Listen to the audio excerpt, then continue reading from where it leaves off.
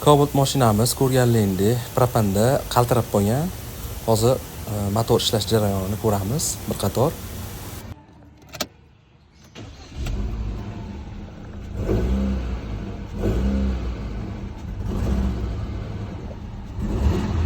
Va ko'rdilar, propanga o'tdi, gaz bosishlari ham og'irlashyapti. Endi motorni ko'ramiz.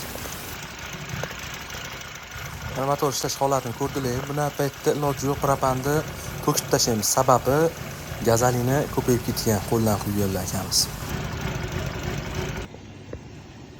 Hali ancha chiqsa kerak gazolin. Hey, do'zi 10 litr bo'lib qoldi. Gaz injektorimizni ham yangi qo'yib yuboramiz. Sababi bu ham kuygan, 3-4-chi klapanlari ochmay qolgan. Ochib tozalab ko'rdik, iloji yo'q. Yangi bosib yuboramiz. Shu bilan ishi bitadi mashinamizni.